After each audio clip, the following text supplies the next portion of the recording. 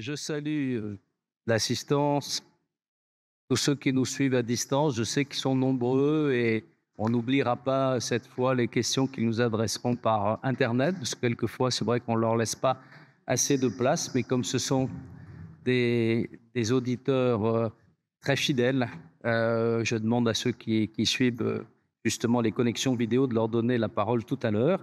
On est très heureux d'accueillir pour cette avant-dernière conférence Rita Floyd, qui est professeure de sécurité internationale et d'éthique au département de sciences politiques de l'université de Birmingham. Elle a eu de nombreuses activités dans les domaines académiques qui sont les siens, je vais y revenir, mais elle a été notamment consultante indépendante pour le programme sur le changement climatique et l'énergie de la New Economic Foundation, la décennie précédente. Ces thèmes d'expertise sont l'éthique de la politique d'urgence, la théorie de la sécurité, en particulier de la littérature britannique dans les théories des relations internationales, la théorie de la sécurisation juste, et elle a d'ailleurs fait à la fois de l'environnement, des problématiques climatiques, mais aussi des problématiques de l'adaptation de la notion de guerre juste à notre époque, des thèmes favoris de ses recherches. Elle a publié un premier ouvrage, Sécurité et environnement, Security and the Environment, aux presses universitaires de Cambridge, qui était issu de sa thèse. Puis ensuite, The Morality of Security en 2019, toujours aux presses de Cambridge, et The Duty to Secure en 2024 à l'université de Cambridge. Et University Press as well, and I think that we'll have an opportunity to come back to her issues of the theory of just security, the moral obligation to secure, and environmental policies. Her theme is somewhat surprising because when she suggested it, it was before the summer. It was before Mr. Trump was elected. We could see him at face value for what he's saying, but now climate change in transatlantic relations can also be understood, ironically, as just as a matter of ambiance. And in previous talks, it's true that we were very focused on the changes induced in the transatlantic relationship by the change in the political climate between Americans and Europeans for the most part. But regardless of that joke by way of introduction, what is particularly interesting in tonight's lecture, apart from changing our vantage points, we are traditionally centered on the power struggle. You are reintroducing central concerns which even were dominant for Europeans up until the Ukraine war. And now these seem to come back to on the back burner in public policy, issues of environmental protection and climate change. Even now in national budgets, in EU budgets, there has been a change in priorities. And the question that she admirably addressed in a theoretical approach to update the notion of just war, which is, of course, a very long-standing notion that we dealt with in other occasions. It was so dominant in some cycles devoted to foreign operations and the notion of interposition, the notion of protection of populations. And it wasn't so long ago that we were still discussing that. 5 years ago, still, these would have been completely dominant themes when it came to thinking about military interventions. And so maybe at the end of this current cycle, coming back to essential dimensions for our planet, for mankind, for the respect for human rights is also a way to take a step back. And maybe also by repositioning these themes as central themes to any thinking about security, it's also a way to have an optimistic look at things. And anyway, that's a message that needs to be defended by Europeans. You have the floor, Rita Floyd. I'll simply remind you of the rules of the game that everybody knows. You have 45 minutes to an hour for your lecture, as long as you want. Maybe we'll have a discussion together and then questions from the room always starting with students before we open it up to other listeners, whom we always welcome so gladly. You have the floor, Rita Floyd, and thank you so very much for coming all the way here for this cycle of lectures to deal with this theme.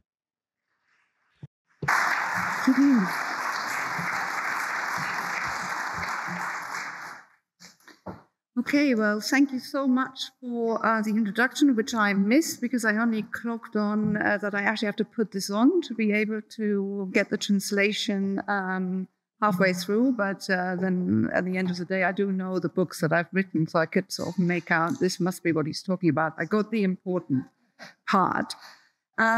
Okay, so, well, thank you for inviting me. I've toured around Paris yesterday, which was fun. I haven't been here for about 20 years. And it was kind of good to reconnect and see some old places and some new ones as well. Okay, so obviously the title of the lecture series is to do with the future of military alliances.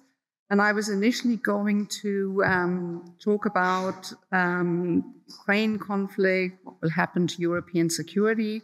But given that I'm one of the last, if not the last speaker in this series, I'm pretty sure that has been done by other speakers, but also it's not really my area. I mean, I used to teach European security for about 10 years or so at Birmingham, but my research interest has always been, you know, as mentioned, securitization and climate security and I've got a few sort of publications on this particular topic at the moment.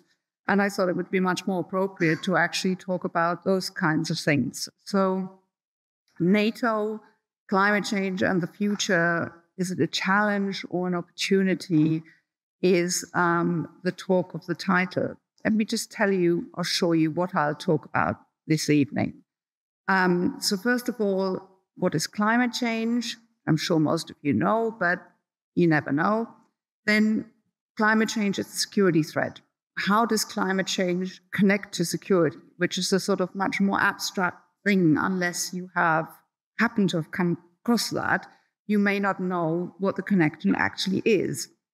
And then specifically, climate change is a threat to NATO.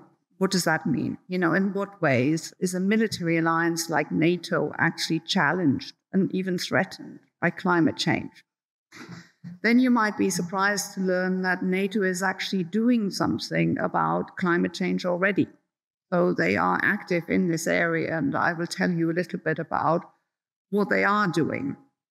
And then from there, essentially, I will move to the more speculative part, which is the future part, right? Which is the, well, what will it demand of NATO going forward? Which is speculative, but I hope to give you some, you know, significant enough reasons to make my argument plausible.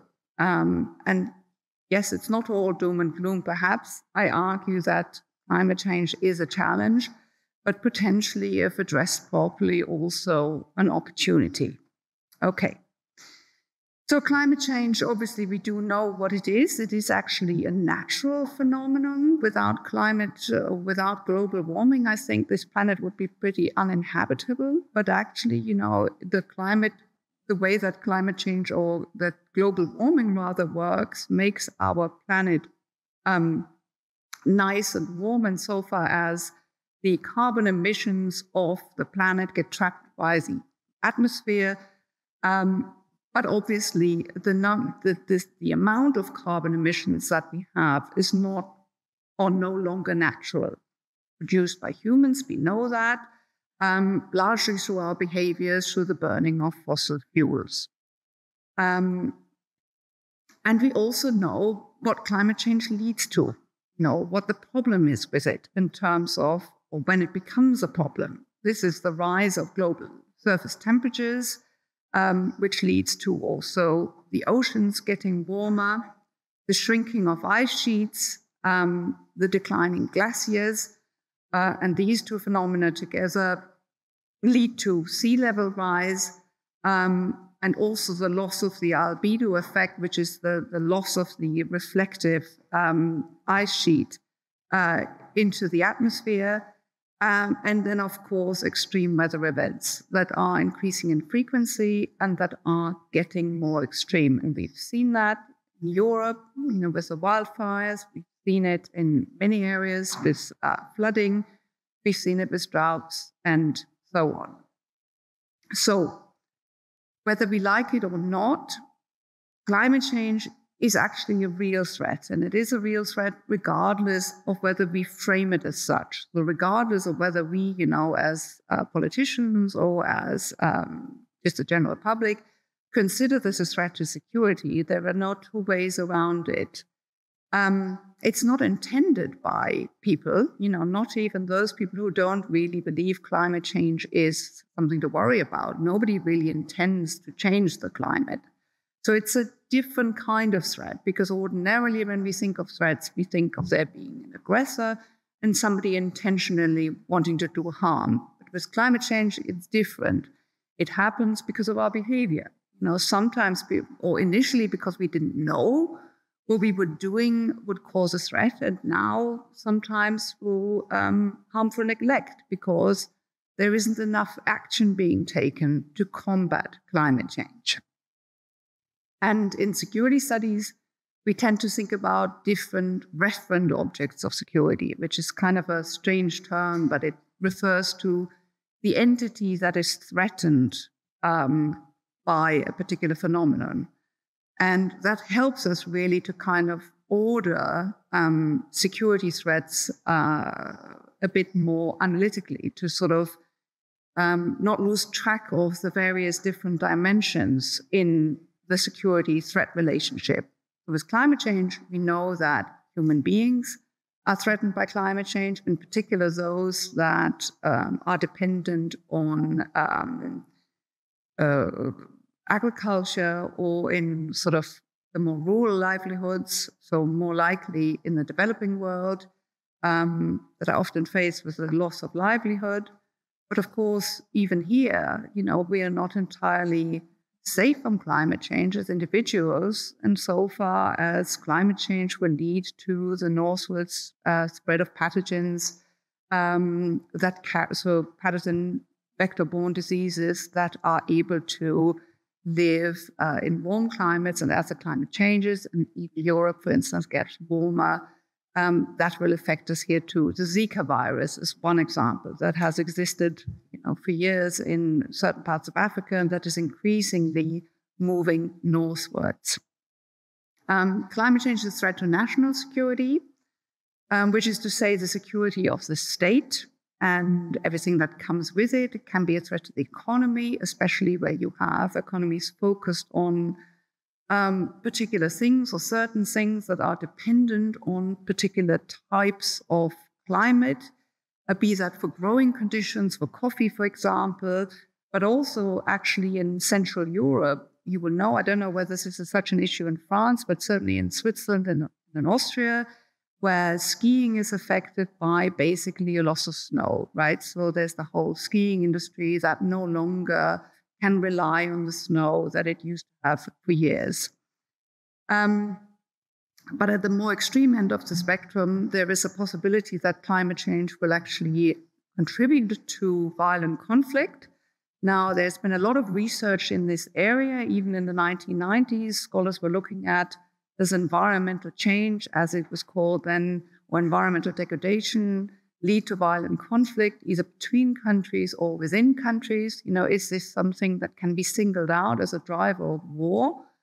And it's now generally accepted that climate change really is more of a threat multiplier, is the sort of terminology that's being used. So if certain other factors are in place, for instance, weak institutions, corrupt government, a refusal of governments to accept foreign aid, then actually climate change may very well lead or contribute to violent conflict. But climate change also affects militaries. And that's the bit that's kind of important for us today.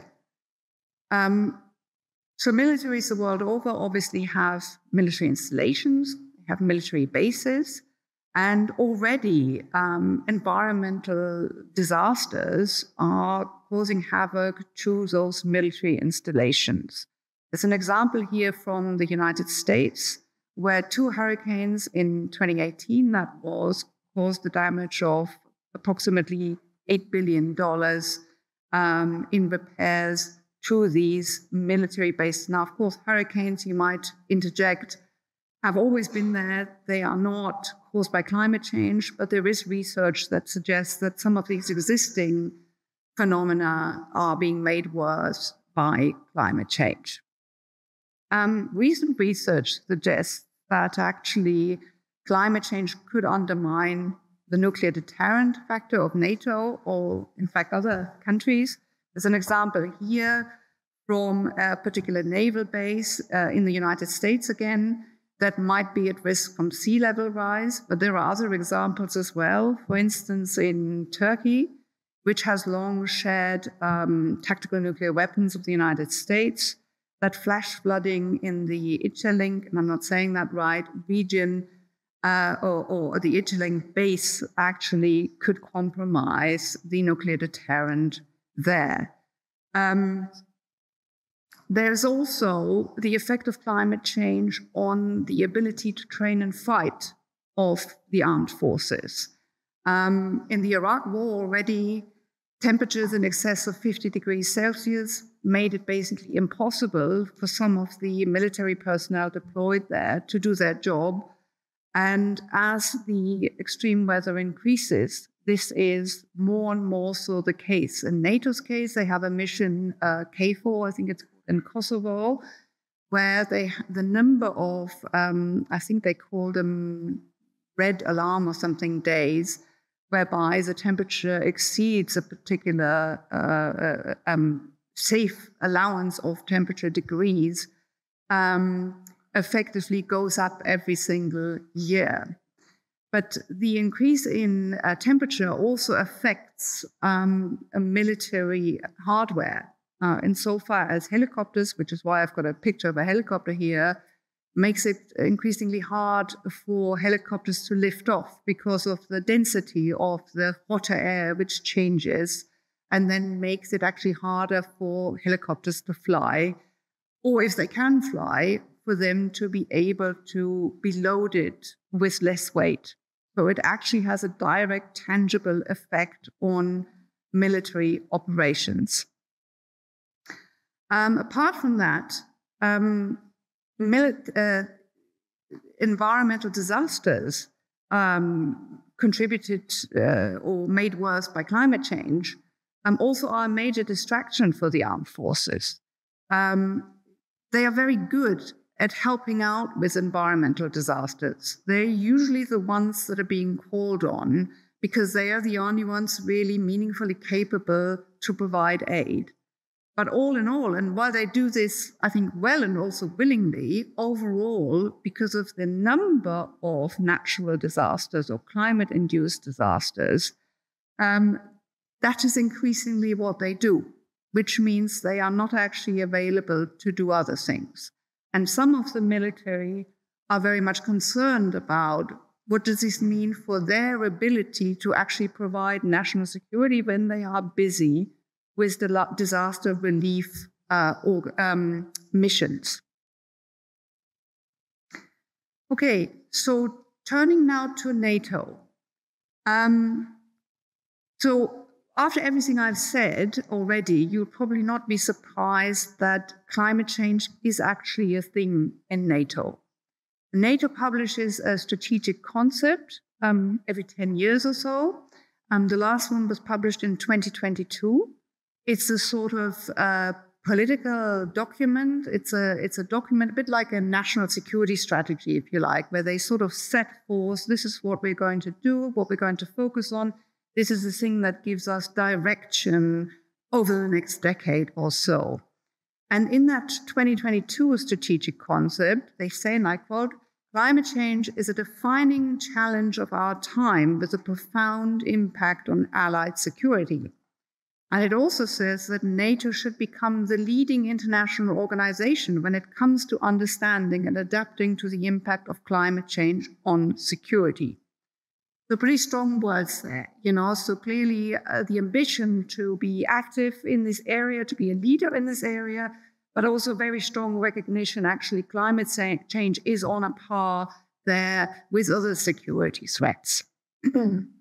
Now, this is quite new for NATO.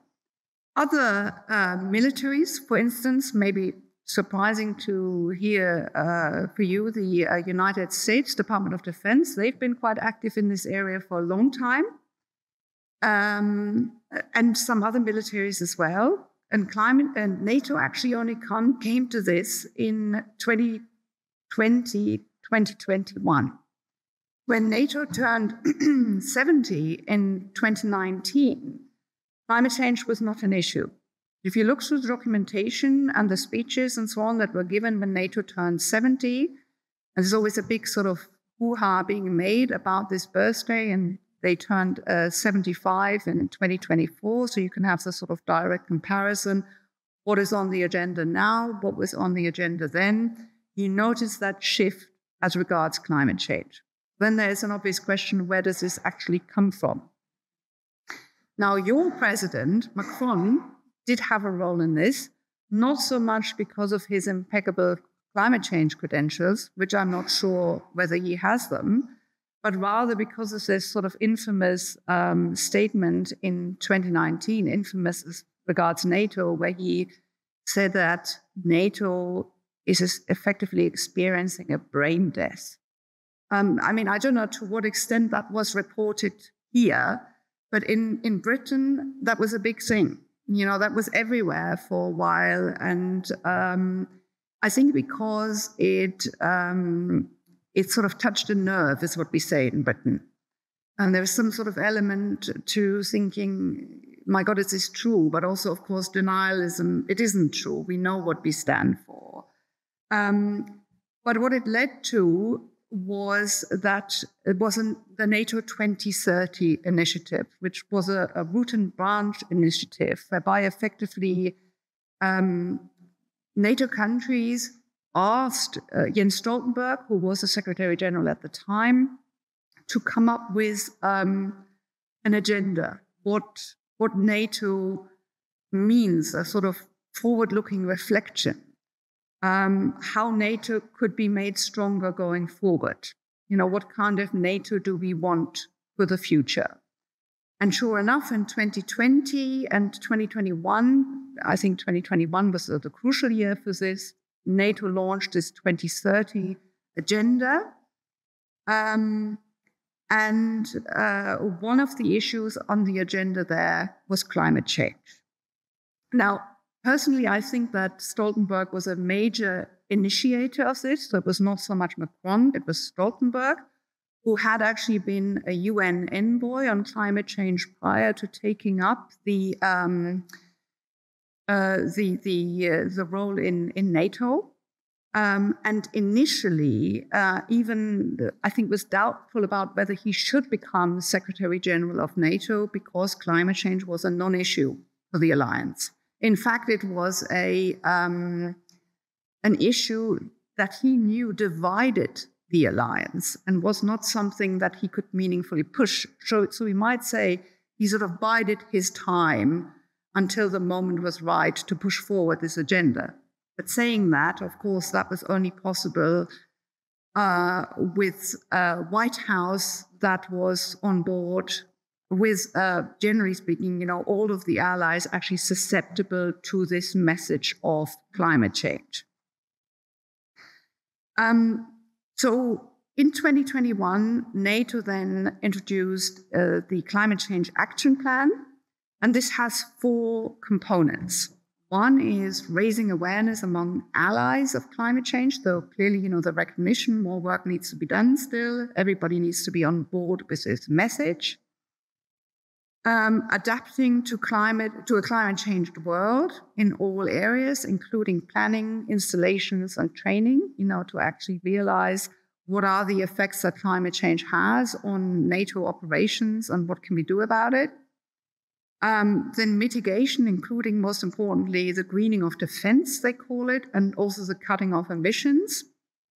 And outreach, including cooperating with non-NATO members, but also with civil society, learning from them, and in turn, them perhaps learning also from NATO.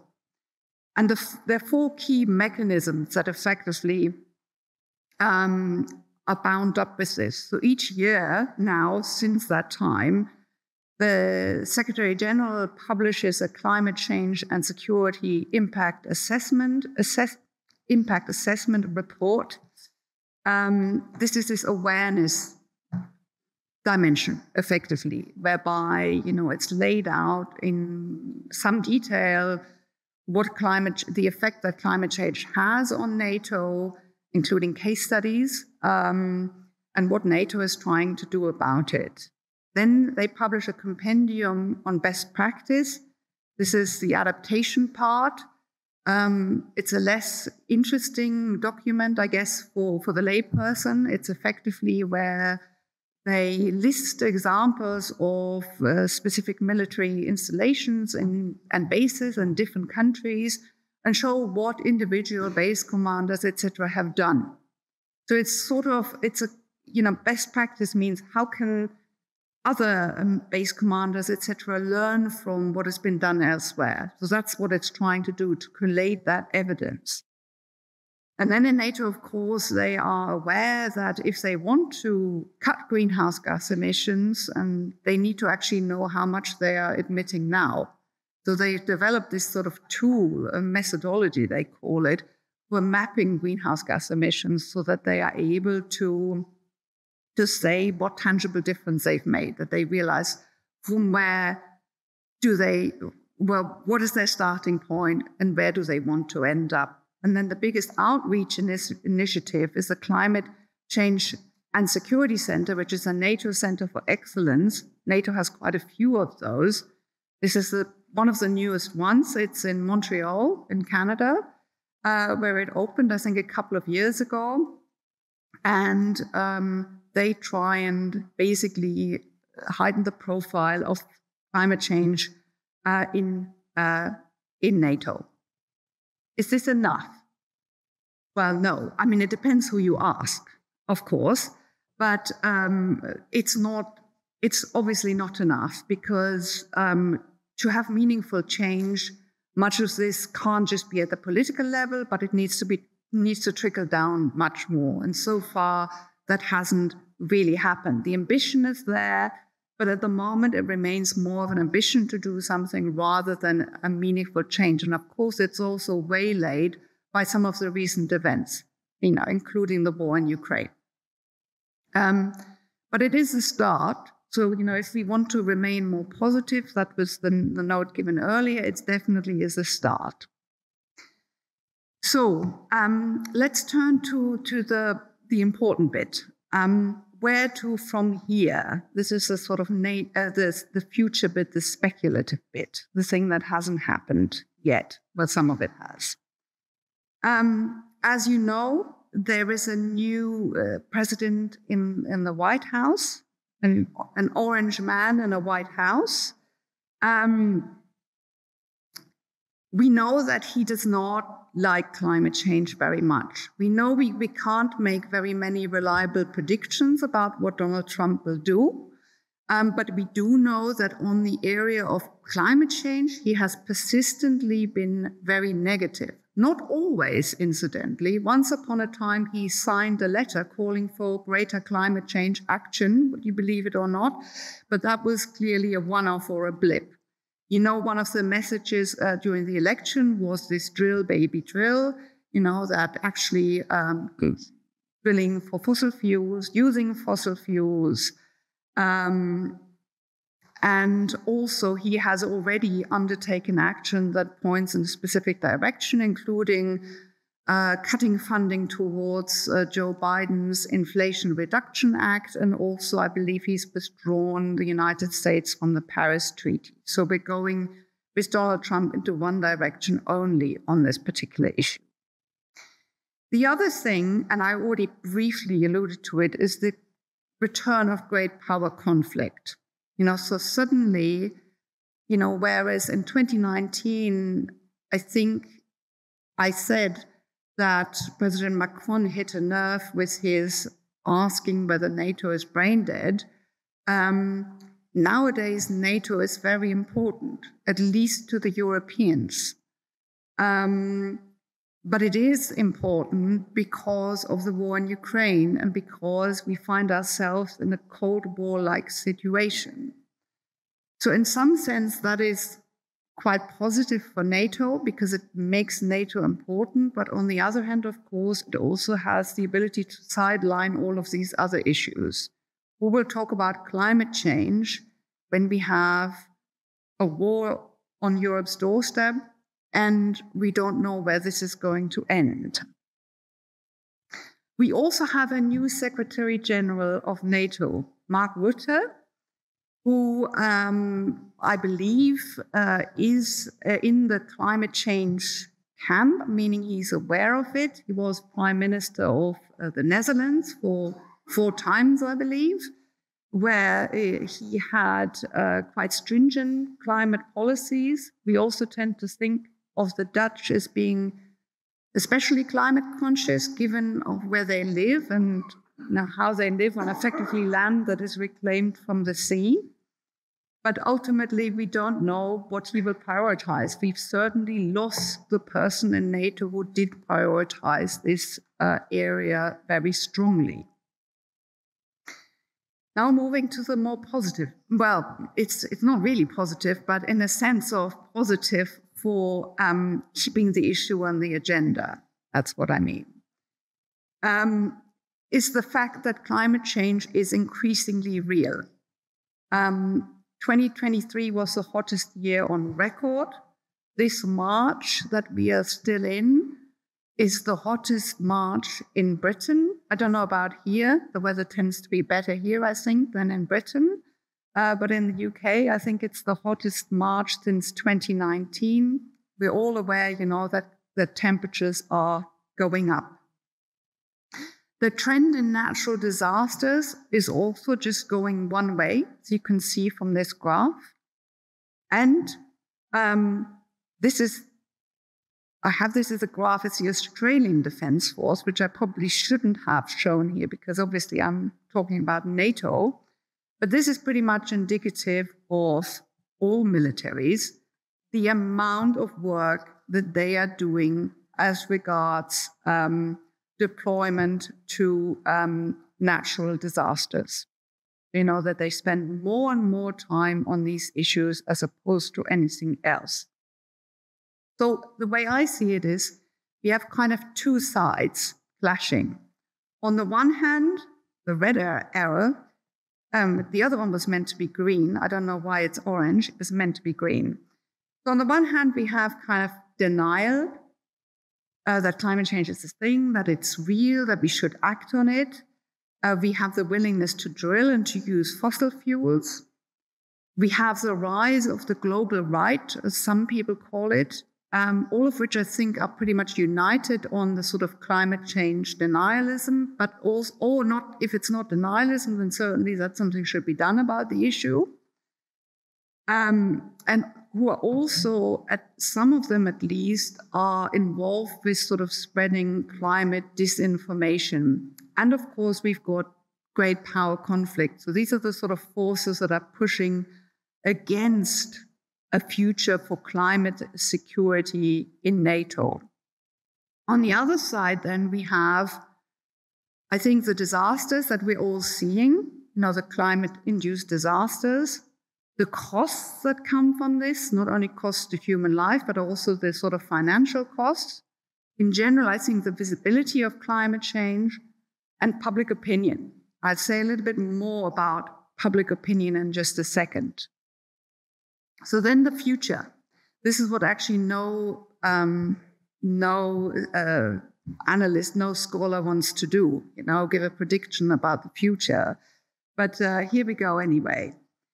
So I think that if climate change is a threat to international security on a par with war, then it seems to me that carbon-intense warfighting will increasingly become less of an option for NATO.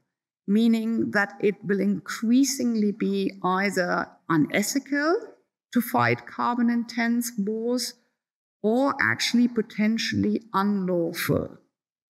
Now, you might think, how do I come to that? Is this sort of normative idealism speaking? Not really. I mean, it's more, I think I have some evidence that points towards this being the way forward. How do I come to that? You can see this quote here, first of all, that military conflict is a significant driver of climate change, and then mention of the Russian war of aggression. That comes from NATO's most recent climate security impact assessment, where they go through at length and 30 pages or so to the impact of climate change on the military, but then in the very last pages effectively turn it around and say, actually, one of the major drivers of climate change is what we do. Is the business of fighting wars and preparing for war. So there is a sort of willingness to actually accept responsibility for some of this. And NATO is not alone. You might have seen in the newspapers, or when you see it, next time you see it, you will probably remember this talk, that some of the prominent mainstream newspapers, certainly in the UK, but also in Germany and in other places, are now charting the climate costs of the war in Ukraine, and also of the war in Gaza.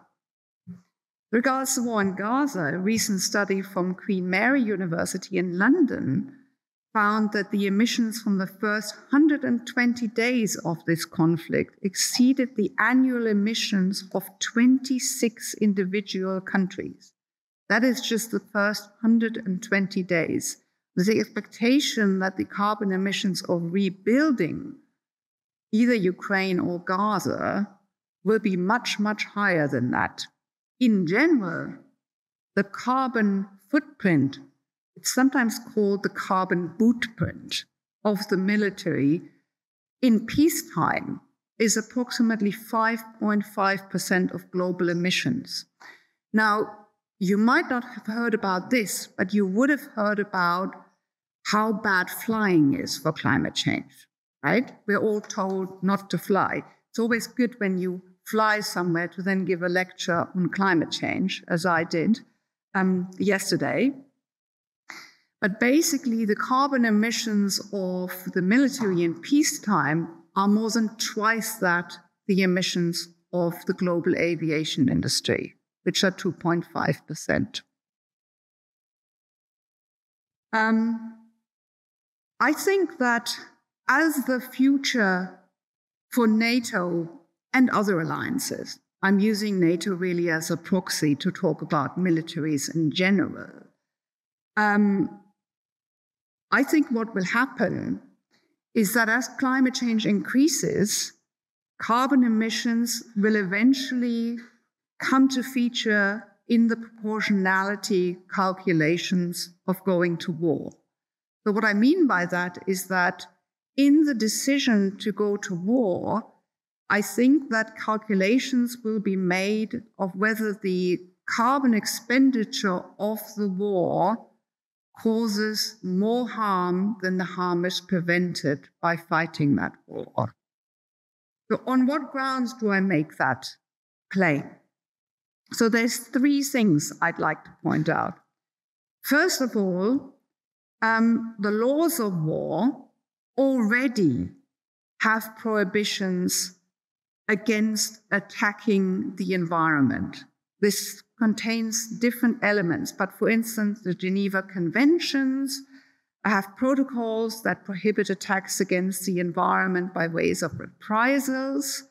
The Rome Statute has established the International Criminal Court, and that makes it a war crime to damage the environment in violation of the principle of proportionality. And we also have prohibitions against destroying agricultural land, and drinking water installations, and so on. In general, also environmental warfare, whereby the environment is destroyed for military gain, is, at least in the way it was done with Agent Orange and so on, with this picture here, is prohibited. So the laws of war, in other words, already contain some of this or point into this direction, but also they are changeable with events. Then the second factor is global public opinion. There was a study done by UNDP, which is the United Nations Development Program. They surveyed 73,000 people worldwide on their views on climate change, and they found that actually 80% of the people surveyed, which is 4 out of 5, want their governments to take stronger action to tackle climate change. And then even more, 86% want to see their countries set aside geopolitical differences and work together on climate change. So there seems to be a willingness among the general public to actually do something about climate change. And then my final bit of evidence why I think we might be moving to this future is that in December 2024, the International Court of Justice, in some hearings on the environmental harm and liability in war, already heard the call from Palestine to factor in the carbon costs of war fighting or to consider it essentially part of a war crime. So that's the situation. How can NATO respond to and prepare for these changes? That's kind of the big question, right? Now, some of you might be quite cynical and might say, well, why should they respond to this? It will only lead to a strategic disadvantage. I certainly have colleagues who think that way, who would say, well, this is all total idealism. If NATO does it, Russia won't do it, China won't do it. Why should we disadvantage ourselves? And I can come back to that also a little bit in the Q&A. But I think that NATO should respond in particular at a time where we're thinking, does lawful international order and do international rules actually still matter? I think if NATO wants to be the proprietor of international order and the rules-based order in particular, then it has an obligation to actually do something about this and to prepare for these changes. So in a sense, it's incumbent on NATO in its position to deal with these issues. Is it a strategic disadvantage? Not always, because, for instance, most of the casualties incurred in war fighting happen due to fuel transport. And if you could shift fuel transport to some greener alternatives, that would be one of the things you could be addressing and putting yourself at a strategic advantage. What are some other things? How can NATO respond? Well, the collective term for how it might respond is one of low-carbon warfare. I think it's a term that was coined by a colleague at the University of Loughborough, Duncan de Pledge, who's written about this quite extensively. And basically it means, but other people also write about this, investment on the part of the military into green fuels, into renewables, investment into carbon sequestration on base to reduce the carbon impact of the military, but also, of course, investment into drone warfare, in particular, obviously, to replace military planes and so on, and investment into cyber warfare, hence the picture. So basically thinking of different kinds and expanding. I mean, all of this already goes on, but expanding in this area considerably because the carbon impact of these kinds of war is less than of traditional wars. Now, I think that there is potential for a second change in NATO, or I should say a reinterpretation of what NATO stands for. So at this point in time, the most important thing about NATO is Article 5. Article 5 is a mutual defense clause. It basically holds that an armed attack against one or more of the allies shall be considered an attack against them all. And the general assumption is that the response will also be a military response. That is not actually what the article holds. It doesn't specify that it has to be a military response. It is simply seen as a response in kind. Now, I think we know now that climate change will bring with it new kinds of threats. Not all of them are armed. Quite very few of them. I mean, it's still possible, of course, that you have an armed attack, for instance, against geoengineering facilities. But unarmed attack or attack, like a cyber attack or something, also is possible. And so are, of course, all the, as I call them here, unnatural disasters. So we can say that climate change kind of demands, brings new threats, but it also at the same time demands really a low carbon response. So it demands response not with armed attack, which as we now know is carbon intense, but another kind of response, something that is below that threshold. And actually it quite potentially demands a sort of greater attention towards the prevention of war, to act earlier, to not let it come to a Ukraine, for instance. Ukraine, of course, is outside of Article 5 because Ukraine is not in NATO, but it is just an example. I think this is possible because Article 5 in the armed attack and armed response form is already reinterpreted, especially once NATO included cyber or the cyber domain as one of the domains for Article 5. Because it never specified that the response will be an armed response. And obviously the attack would also be a cyber attack rather than a conventional armed response. So there's definitely scope for a reinterpretation of Article 5. But the question is that good or is that bad? Is that going to harm European and transatlantic security? So there's two ways, again, it's never straightforward in this business, but we can say, well, it could be negative because ultimately deterrence in NATO really lies in the credible threat of collective defense. It doesn't come from actually acting on Article 5. In all of NATO's 75-year existence, Article 5 is only invoked once. That was after 9/11. So generally, the article is not used, but it is the threat of that collective response that makes NATO strong. But there is a way of thinking about it differently. It could be positive because, as I said, NATO would act earlier. It could therefore prevent conflict, but also all of this could strengthen NATO politically. It could give it a sort of certain direction that, as this, you see this picture here that I include on the former brain death, it could actually enable NATO to move away from being a defense alliance, but to actually become more of a security alliance. Okay, this brings me almost to the end. Just a brief summary. So what have we learned?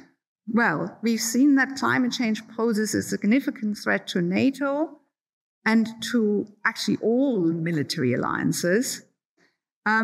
It affects how they fight. It affects their ability to train.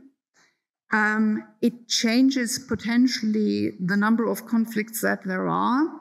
It affects their military hardware. And I don't think this issue is going to go away. It will only become more prominent. And I think that a sort of global carbon consciousness will ultimately press for the inclusion of carbon emission into the morality of war, but ultimately also into the laws of war. That's a challenge then for NATO. Of course it is. It's a challenge for all militaries. But if we know that now, it is also, in a sense, an opportunity, to act now, to take a lead on this and to liaise also with other militaries and get the message out there. So in a sense, we need to see it ultimately as an opportunity, because it's never good to end on something being an insurmountable challenge. Obviously, we made these problems. We can address them and hopefully unmake them. Okay, that brings me to the end. Thank you for listening.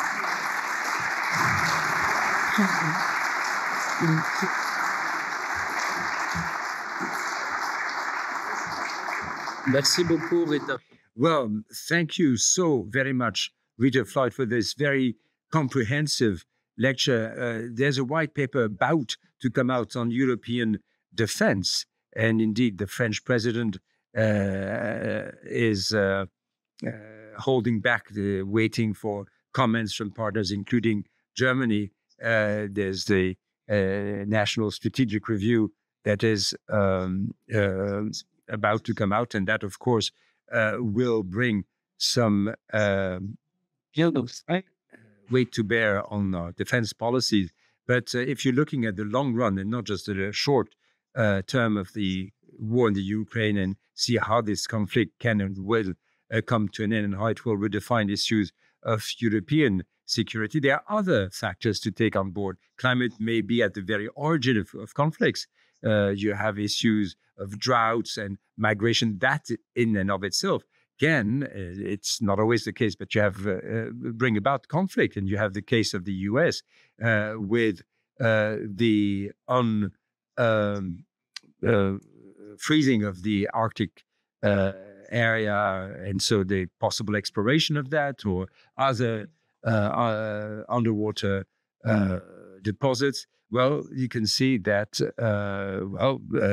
climate change may have an incidence on conflicts. And the other point you made is the role of the militaries. And you mentioned Australia, but we have the same issues here, even though they may not always be as acute. But when we had recent climate events, floods or storms, the ultimate resort for our societies, the only capable of acting are the military, and so how can you keep that ability to act as a last resort?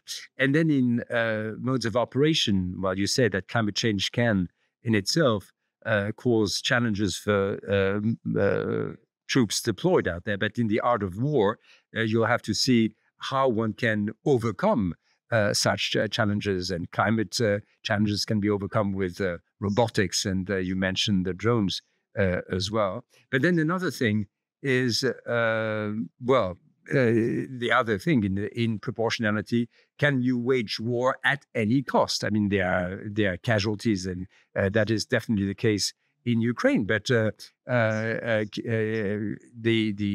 climate consequence can exacerbate that. And you remember where we paid great attention during the Balkan conflicts, Kosovo, pollution issues, uranium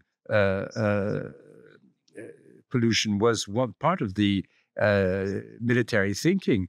Now, as the world is becoming a more and more brutal place, are we leaving these climate and pollution considerations aside? I mean, this goes beyond what you said in your statement, but that brings me back to another question. Regardless of the future of NATO, will Europeans believe or keep in NATO? Will they keep all these values, or are the Europeans already divided on that and may not stick to these common values? And then you made another point. You said that that NATO was sort of a pioneer in as much as it came up with the questions, may not necessarily the answers, but you have alliances. Well, you said that alliances have to abide by certain obligations and lead by example. Well, there's no real equivalent, no quite such a thing as NATO. But when China marked an interest in climate issues, when with China and its new strategic partnership, you might consider that climate may become an argument in China's link in the Indo-Pacific, and you have a number of islands that are concerned about being submerged. Is China putting that forward as part of its military cooperation? So is that concern also present there outside NATO? That would be another point.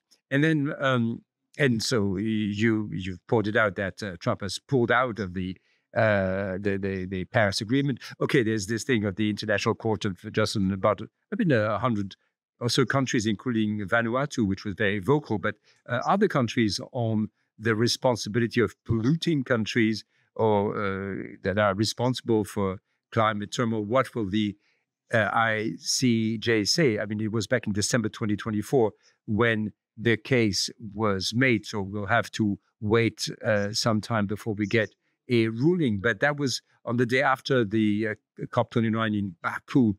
In fact, a number of countries, including big countries, China, the US, before it decided it was not actually bound by that commitment.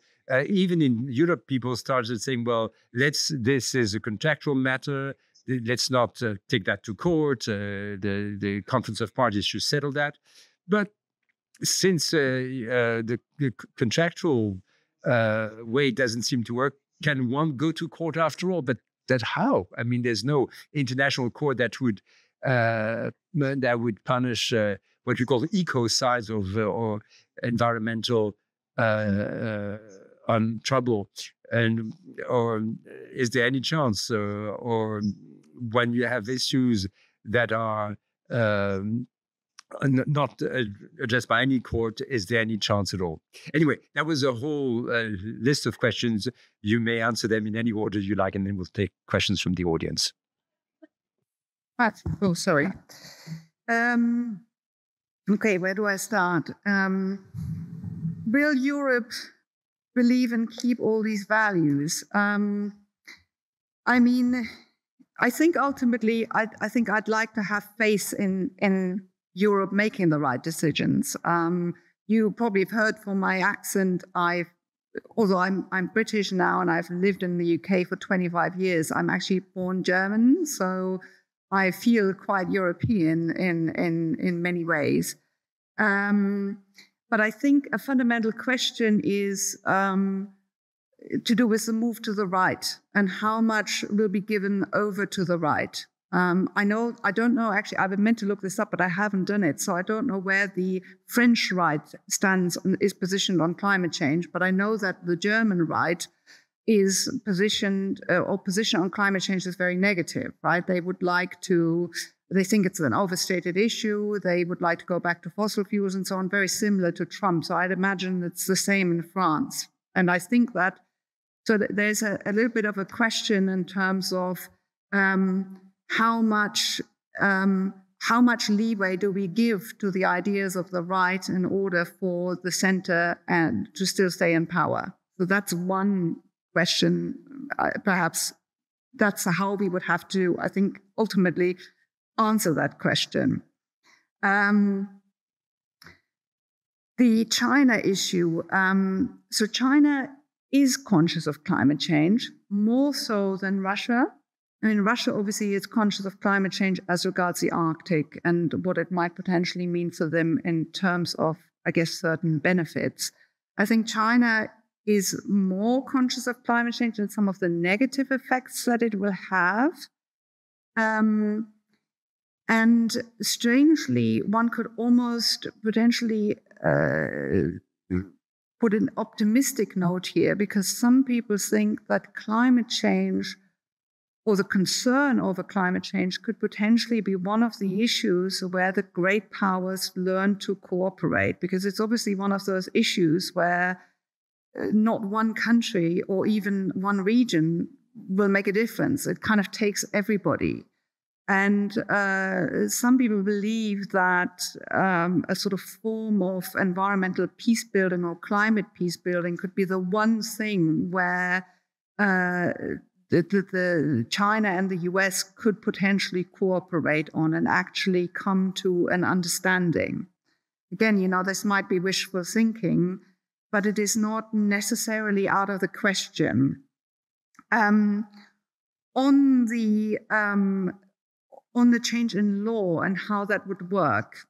So it's not my forte, international law, and how exactly it does work. But if you look at whether the various environmental laws as regards war, whether they have made a difference, they certainly have made a difference in terms of how the military conducts itself. Sometimes it's not so much of whether anybody can actually be sued or be done for not abiding by a particular legislation, but more that the legislation is there as a sort of guardrails or boundaries to what is possible and what is permissible, that they know that certain things are outside of the law and therefore cannot be done, such as using herbicides, for instance. So I think it will probably, or to a certain extent, work more like that. On the other hand, you mentioned this example of ecocide. There obviously is a move by some groups to make ecocide a real concern, and also to include, for instance, ecocide into the responsibility to protect provisions, which incidentally in the original version of the responsibility to protect, so that the can't think what it's called, the International State Building Task Force or whatever they were called, that came up with the concept of R2P. They wanted to actually include grave environmental harms within that. So I could definitely see that. And I believe that there was actually some sort of river or mountain that was given rights status. I think it was maybe in New Zealand or something recently, right? Somebody's nodding, yeah. So there is a push towards that, and as I say, as you have a sort of the global public, if you like, taking some of these issues into their own hands and going to court and pressing for certain, for the rights of certain parts of nature, or even for how they've been harmed by climate change and so on, you can see a sort of shift in the thinking towards these issues. So, yeah, I leave it there. Merci beaucoup. Oui. Thank you so much. Yes, potentially there might be an informal alliance between a number of states that would be more impacted by these environmental issues. Australia, New Zealand, Europeans, Canadians, potentially. We'll see. So now I'll give the floor to the room, starting with students. You'll have the floor first. Then you, sir. Yes, here, right in front. Very good.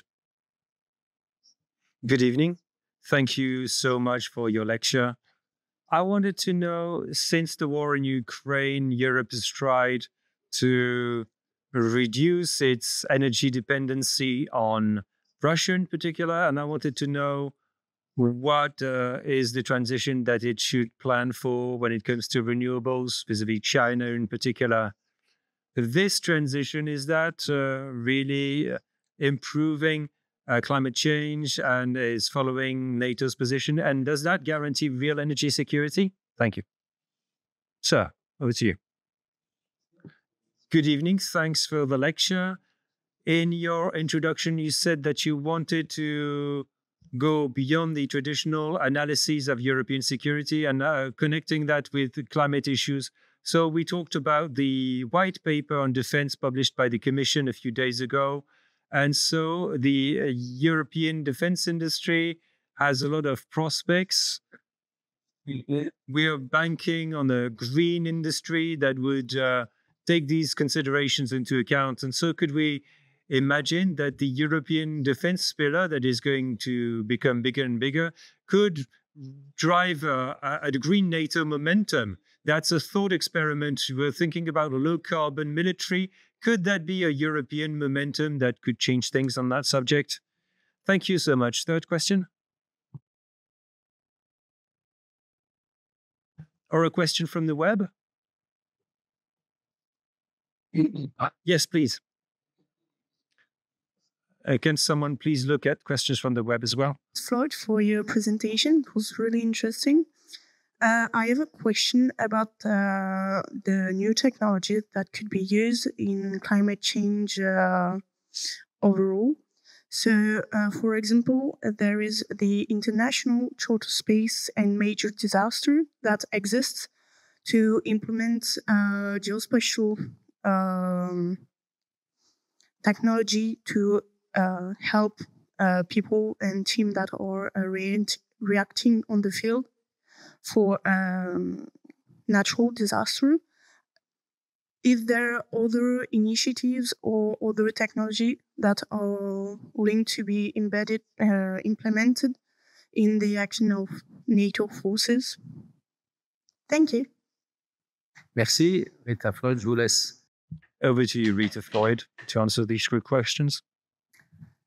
Okay, thank you so much for the questions. So the first question is to do with the war in Ukraine and Europe having tried to reduce its energy independence, and effectively whether that has been good on the carbon front, right? I mean, I'm no particular expert on this area in terms of, I don't have all the data in front of me. But what I know is that in Britain in particular, the commitment to carbon zero and when it will happen is going further and further back, right? And I think that's the case also in some other European countries, that the issue of can we achieve carbon zero? Now it's kind of, they're even saying this is too much of an ambitious goal that should never have been set. There was it was underpriced in the sense of whatever monies were allocated or were identified that were needed to achieve this have been underestimated, etc. So it seems to me that we are moving away from that target. And also, looking at the European Union, I know that Ursula von der Leyen, obviously, when she initially came into power as the head of the European Commission, the Green Deal was her main thing, right? And that was pushed out very much, I think, with the emphasis on Ukraine and many of the other issues that the European Union faces. So it doesn't look too optimistic to me at the moment. The second question is in a sense connected. It's a little bit connected to that. So in an ideal world, I would say that would be great. So you get this. You in a sense, you need to reinvest into the military, and you need to rearm. And wouldn't it be good if this was done in a climate conscious way? But I don't think that there is sufficiently joined up thinking on this, So at the moment, it's just about rearming. We basically, it was already, I think, a struggle to get to that point, in particular in countries like Germany, to actually accept that this is what needs to happen, but then to go further and say, actually, this rearmament should be green, is almost too much to his brain exploding. That would be too advanced. It would be good, obviously, but we're not there yet. So I think in 10 or 15 years' time, we will say, oh, wait a minute, we did all this rearmament. We knew that climate change was a thing. Why didn't we do it in a green way? For sure. I mean, hindsight is always the kind of the beautiful thing. The question, I don't really have an answer on the technologies question, but there are some people, like Duncan du Plessis, for instance, who work on this low carbon warfare in some significant detail, and it would be worthwhile looking at some of their conclusions for that. Merci beaucoup. Je prends 3 autres. Thank you so much. 3 more questions, and also from the web, and then we'll open it up to the room. Yes, please. Thank you for your talk. My question is about, with the intensifying geopolitical tensions in the world and growing economic difficulties, how can Europe justify to its people the enormous investment that are necessary for the ecological transformation of its military without weakening its ability to respond to immediate conventional threats? Moreover, to what extent does the compliance with environmental goals, how can that be an essential criterion in the establishment of future alliances, especially for states that are severely impacted by climate change, that are looking for like-minded countries in military and environmental terms? Thanks. There are 2 questions here in one, in fact. Another question? I have a question from the web. The impact on harbors and aircraft, can that be considered as a military asset and not a threat, excluding all moral considerations? Thank you for your talk. The dominant paradigm of military's technological superiority, can that be challenged by environmental constraints beyond mere adaptation? How can low-tech approaches be not just a compromise, but a decisive operational advantage in future conflicts that will be marked by environmental and energy disruptions? What technology would be the most conducive to such a change in doctrine? So giving priority to low-tech in conflict because of climate change. Okay. Thank you. We'll answer these 3 questions and then we'll open it up to the room. You have the floor, madam. Well, maybe we should try and answer these questions. I'm not sure we will, but we can try. So the question there is kind of the standard response, right? How can you justify doing anything green that is expensive when there is a war going on? I have various realist colleagues who say that to me all the time. I think the answer is basically, or the justification in a way is that we have to change a little bit more to long-term thinking. So at the moment, there is a war going on. We're trying to address that war in whichever way we can. But should we really only ever focus on those kinds of conflicts when we already know what is building up? So I think the justification is that we know climate change is real, B, the effects that it has, and third, the direction into which we're moving. But of course, part of this conundrum is to explain that to the general public. I'm sure that many of you here today will never have heard of climate change in a military context. Is that right? Yeah? Well, I see some people nodding. And that already goes to show, right? There needs to be information to enable the justification to say, well, we need to think in the long term. Of course, it's a change in thinking, which brings me to the third point, which was to do with how can we it's essentially along very similar lines, right? How can we tackle the dominant thinking that at the moment, this is what war fighting means? I mean, I think that there is a lot of change happens in war fighting in general. If you look back over how war has changed in terms of the character of war, the way wars are being fought. In some ways, you know, the war in Ukraine, I know that Ukraine is kind of an odd example because on the one hand, you have sort of First World War trenches. On the other hand, you have drone warfare of a kind we've never seen before.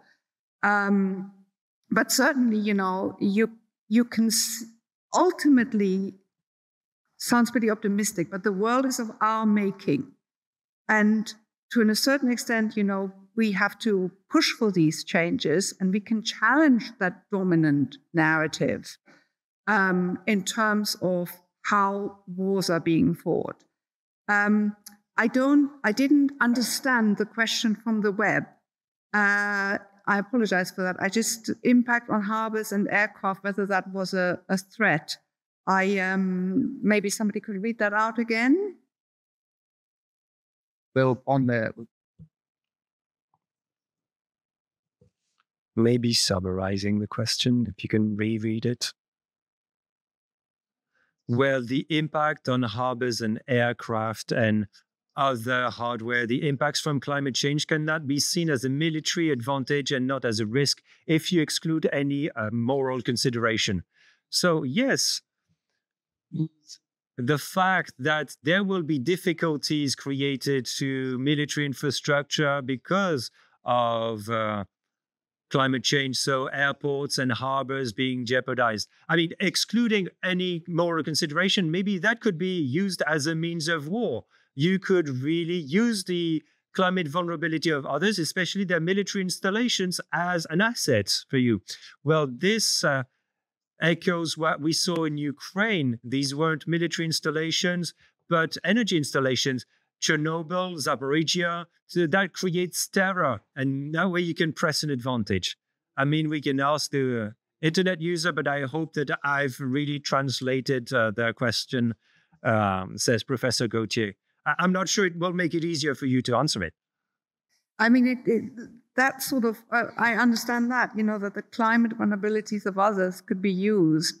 I'm sure that's true. You know, I can't see why that shouldn't be possible.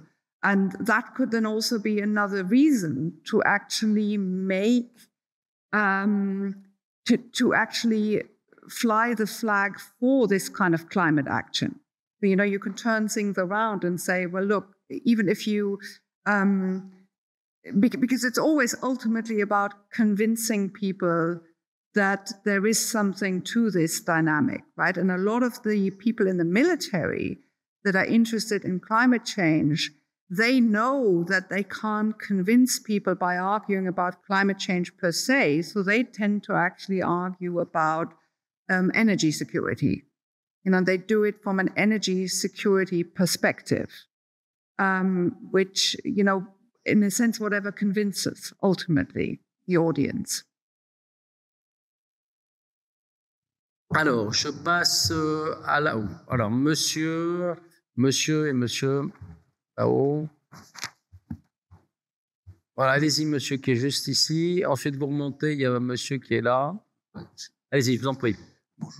Bonjour, oui, merci. Yes, thank you. Thank you for the slides because that helped a lot in keeping track. I had two questions. The first one, we talked about the impact on human beings of climate conditions and so on human beings as soldiers. My question, is there a genetic impact on different populations, people who could cope with climate change more than others because of their genetic characteristics? And secondly, if you follow that line of reasoning, of course, if you have budget limitations and you need to invest to protect your troops, maybe you would tend to invest in cyber warfare more, and so even replace troops in the trenches. Of course, that opens up a bigger debate, but what is your view or opinion on those issues? Thank you so much, sir. Over there. Mr. Edison. Enlightening conference. I had a question regarding Donald Trump's dramatic communication, maybe with a sense of urgency, forcing other states and globally citizens to, I mean, he obliges through his communication a sense of urgency, and we tend to forget the long-term perspectives of climate change. So what are your thoughts on this? How could we evolve as Europeans to develop a more long-term approach and distance ourselves from Trump's will to impose on us his thematics and his urgency? Thank you. Merci, monsieur. Qui est là? Sir, please. Thank you for bringing a green touch in a very dark present. So it's true that what you discussed seems to be wishful thinking on many counts, but there remains that you're quite right. We need to optimize our thinking and keeping in mind that nothing great can be achieved without utopia.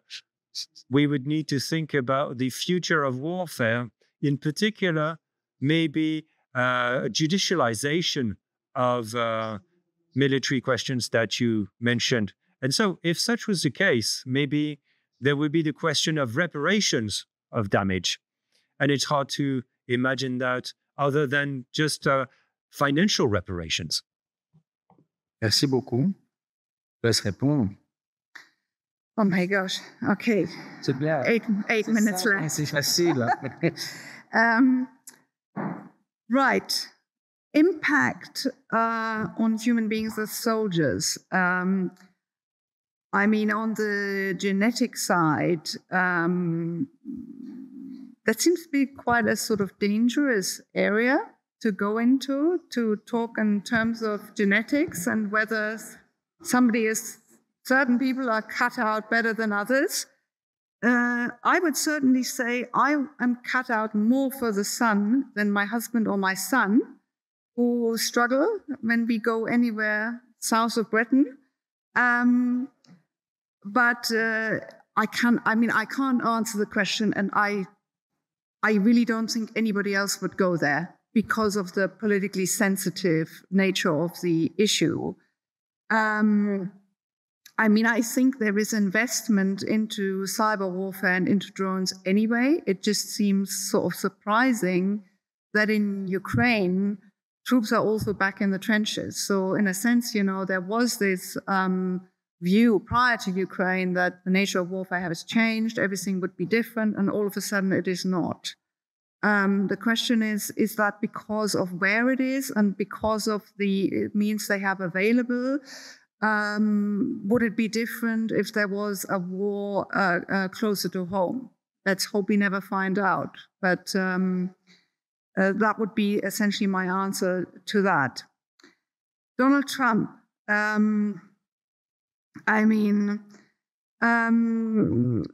can we, what did I write down here? Bear with me a second. How can we evolve as Europeans? So I think one thing to remind ourselves of in all the despair with Donald Trump at this point in time is that he will be gone in 4 years' time.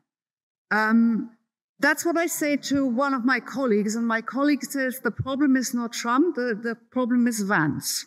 So maybe he won't be gone, there'll be a sort of reincarnation. And the question, I think, essentially is how broken is the United States and how many more Trump-esque figures will it produce, right? I think the lessons for us Europeans is that we need to learn to stand on our own feet. And what does it mean? Yeah, it means obviously that to a certain extent we have to rearm, we have to be responsible for our own security. But I don't see that purely as a negative. I've said a few times in different settings, I actually also see that potentially as an opportunity because it does mean we don't have to do the Americans' bidding anymore. We don't have to go into wars in foreign lands where we have nothing, where we have no business. We don't have to pick a side on China, which I believe we Europeans have done after Trump called on us to do that. So in a way, there are some advantages as well. We just have to kind of believe in us. And I actually think that the French have always been, and I'm not only saying that because I am in France, but they have been quite strong on this. And in a sense, that is the sort of perhaps the leadership or the ideas we should follow. Well, thank you for saying it's not only wishful thinking, but I'm also right. So there's some positives there then. But actually, is it only wishful thinking? Recall that many of the quotes on the slides actually come from within NATO. And there are actually, the world over, military leaders, admittedly often senior retired military leaders, who can now speak more freely, who genuinely believe that climate change is a big problem and that something should be done about it. So it is not, so actually, weirdly enough, the military has been quite good on this issue by saying this is a problem. We emit loads of carbon. What should be done about it? So it's not that we as academics say are only critiquing the military from the outside. No, I'm actually repeating their own words here to you. So, it's a question of, well, how can there be more joined up thinking? And I guess a talk like today is a sort of a teensy tiny part in that, to bringing this idea to a different kind of audience. Merci. Je prends peut-être. Thank you. Maybe one last block. So, well, lots of hands going up. Sorry, I'm going to read out because I just wanted to make sure I express myself well. With the US rescinding its role as a global hegemon and the return of great power conflict, as you said, and the consequent collapse of the rules-based order, at least as I see it, and its institutions, doesn't this cause a race to the bottom for green defense? And therefore, also, as we've been seeing in Europe, a sort of arms race. How can then a new order be established deterring climate uncaring powers like Russia without a global hegemon? So how would we reinstitute a new rules-based order to sort of respect this greening of defense and reduce armed conflict? Thank you. Merci, monsieur. J'ai vu une main aussi par là qui s'était levée. Thanks. Another question, sir.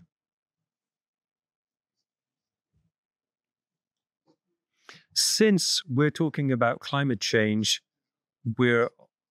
with climate change, we can already see a race to the Great North, especially with the freeing up of commercial routes in the Arctic Ocean, and also maybe new land will be used to, as in the 19th century, there could be beneficial use of Arctic lands in Canada or in Siberia. These were frozen lands that were not very valuable, but that could become very valuable in the future.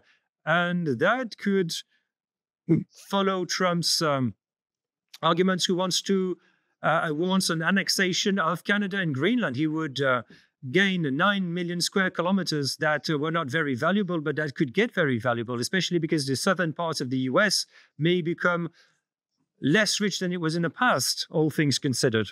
So maybe an alliance like NATO could be strongly under pressure or denatured, because Europe will have much less importance for the US than in the past. But like Russia and like China, they will be looking to the Great North. Thank you, sir. And one question here. Yes, I had a question about the conflict between military activities and the political treatment of climate change. I mean, the militaries, there's a consensus. If you look at opinion polls in France, Italy, Germany, the Netherlands, the image of armies, of the military is very good. Historically, it was not the case. Versus the 70s in France, the environmental criticism of creation of new military bases on green fields. There was a lot of anti-military sentiment. In the US, you talked about the Vietnam War with napalm Agent Orange. And so maybe militaries would be well advised to tackle this question if they don't want to see a resurgence of anti-military criticism. And then the political society at large. Are you now seeing a treatment of these questions? I mean, in France, I've worked on that and I can see it's not the case. It's very hard to create a connection on the left side of the political spectrum between military intervention and green matters. But is that more the case in NATO or in the US? Pose tout de suite ou tu la poseras tout à l'heure? Très bien. Alors, on laisse répondre à ces questions. Tu auras la dernière question tout à l'heure. But let's answer these questions first and then move on to the next questions. Let's go. How can a new order be established? I mean, that is, you have to write a book about that, I guess, you know. But it comes back to some of the things that I said. I mean, I guess in some sense we could say, if we as Europeans want to take some sort of responsibility and so show some leadership, then surely that is now. But as I also said before, I do think there is a tendency to think only in the short term, even in Europe, and to not actually join up the different strands. You know, like the comment before about the investment into if actually the military hardware and so on that is being procured in the rearmament, if that could already be in line with green credentials, that would be such a step forward. On the north, the freeing up of the Arctic passage and the issue with Canada and Greenland, I mean, that tends to be the sort of example that most people will have heard of, especially because of Trump's comments to do with, you know, making Canada a state of the United States and also buying Greenland, right? I mean, the race for the Arctic, I think, has definitely been going on for a while. And it is true, you know, that there is a certain, say, conflict potential between the Arctic states, but also what I believe China calls itself a near Arctic state or some such thing. So China actually also has a stake in the Arctic. So it's definitely true that there is a potential for conflict in the Arctic among the great powers. So it's just one of the things I didn't mention because, there was limited space.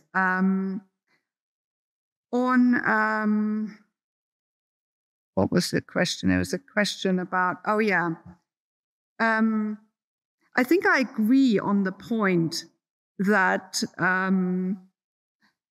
basically a climate conscious or green military, genuinely green military, would actually be good for militaries in general. And you're right, I think that militaries the world over at the moment are in quite high standing. And they also work on that. You know, national governments, in fact, work on that. We had a talk at the University of Birmingham recently by a professor from, I think he's at Minnesota, Roland Krebs, who talked about how states effectively have created Veterans Day and things like that to lift the standing of the armed forces in different societies. There's quite interesting research. But essentially, I think if it's about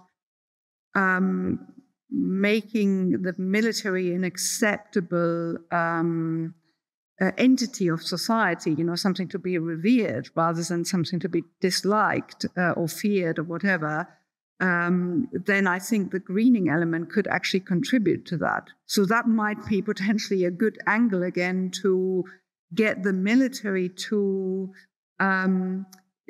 make this more front and center, because militaries also have major problems with recruitment, right? And for different reasons.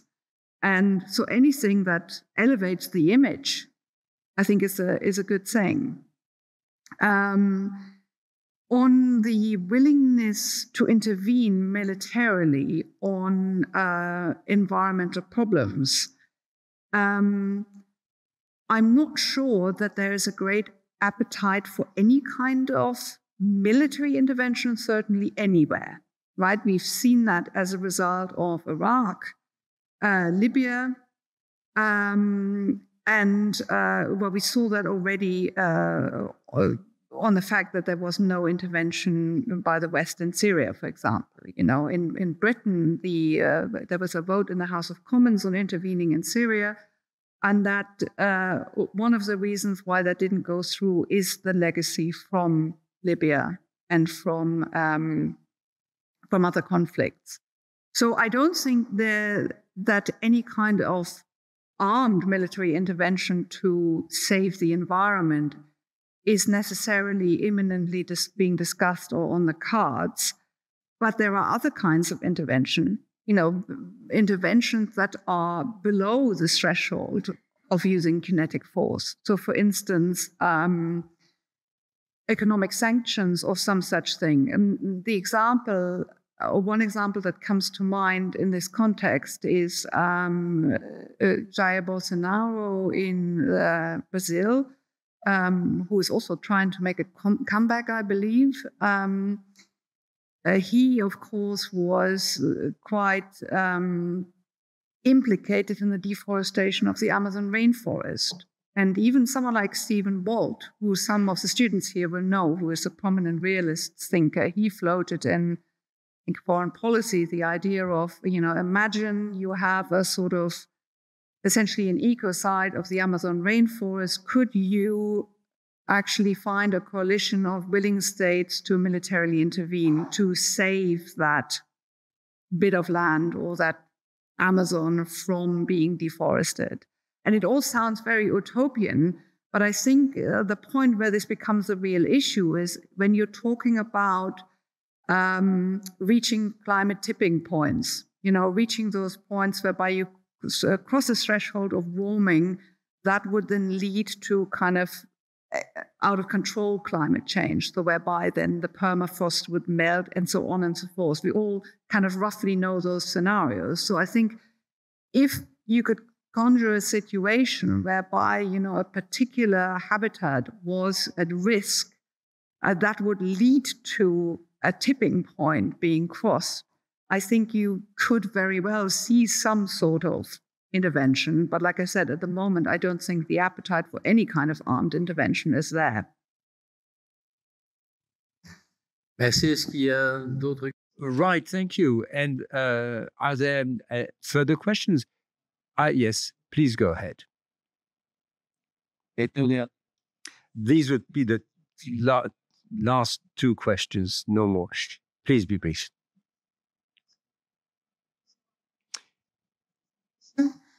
Je veux parler de l'Arctique. I would like to refer to the Arctic. This is the part of the world that is most severely affected by global warming, climate change. A couple of days ago, on 21st of March at UNESCO, we celebrated the first Glacier Day, and looking at the threat of glacier melting and what that entails, the threats that it entails, and the effects on local indigenous communities and on the ecosystem. Anyway, glaciers melting. Right. So I have a question about that, especially in the context of the Arctic and in present geopolitics. The United States clearly enjoys unsurpassed military domination, but it has two rivals in the Arctic, Russia and China. So according to you, what legitimate authority could settle environmental issues in the Arctic, since we're discussing climate change here? Right. And then Mr. Tournier, and he will have the last question. And I should like to take this opportunity, way down there, at first row. Sorry, and many thanks for this exciting lecture.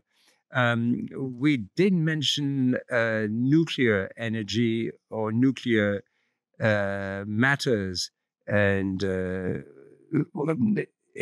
the context of climate issues, we often believe that nuclear energy or nuclear should be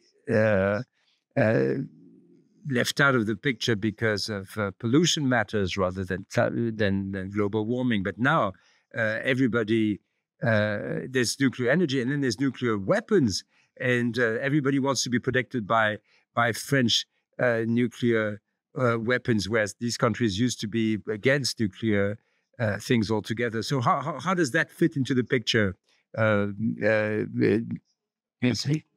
Right. Well, before we give the floor to Rita Floyd, I should like to thank, on your behalf, our two translators who've been with us throughout this cycle, Robert Wolfenstein and Anthony Roger. They've been with us for 10 years, and I believe it's Roger rather than Roger. Anyway, many thanks, and the interpreters appreciate the kind words. And Rita, take it away. And that will be the closing remarks. You see, on the Arctic, I mean, the Arctic actually has a functioning institution, right? The Arctic Council. Well, I don't know if it's functioning now, because I believe it was suspended because of the war in Ukraine. Because at the time when the war happened, I believe that Russia had the chairmanship of the Arctic Council, and therefore it was suspended, which I personally thought was quite possibly a mistake, because I think that in any war and any conflict, I think it's actually a good idea to keep open some avenues for diplomacy, and for potential negotiation. And actually, ultimately, it is the Arctic that sort of suffers the consequence from that. Not that the Arctic Council has particular power. I know it is more of a sort of, how should we say? I mean, it is not a legitimate authority, but certainly in its current, because it was suspended, in its current role, it has been diminished rather than elevated. So perhaps, as great power conflict in the region grows, you need a regional organization that can actually make meaningful decisions for the region. I certainly don't believe that any outside actor should make those decisions. I genuinely believe that all sort of regional matters are best settled by the regions, or in the first instance should be settled by the regional actors rather than by an external actor, which is when you get the majority of the conflict. If you have, for instance, if you look at the responsibility to protect, actually within those criteria, it has that hierarchy, that initially the state should deal with it, then the international community, and so on, and it goes forward. But I actually think there's an important role not for the international community, but for the region, wherever a particular crime or threat actually occurs. So that, I guess, would be my answer to that, to strengthen the Arctic Council. On the issue of nuclear energy, it's funny you say we all want to be protected by French nuclear weapons. There was more the French, they offered the protection, didn't they? That's how we heard it. But we shall see. But you make an important point. So I think there is a role for nuclear energy in the climate space. Of course, nuclear power and so on brings with it other kinds of problems. But on the climate change front, I believe it to be quite reasonable in terms of an energy source. And in fact, I think the European Union came under fire last year or the year before because it called nuclear energy effectively a sustainable and carbon-friendly technology. And there are certainly some militaries that are at least, or some people within the military that are envisaging, and this actually goes back to one of the questions asked earlier about, a little bit at least, about the technologies, considering a very small nuclear-powered, I nearly said nuclear power stations, that doesn't really make any sense, but certainly localized means of nuclear energy on the battlefield, etc. So there is a role for that, definitely. Merci beaucoup. Merci, Rita Floyd. Well, thank you so very much.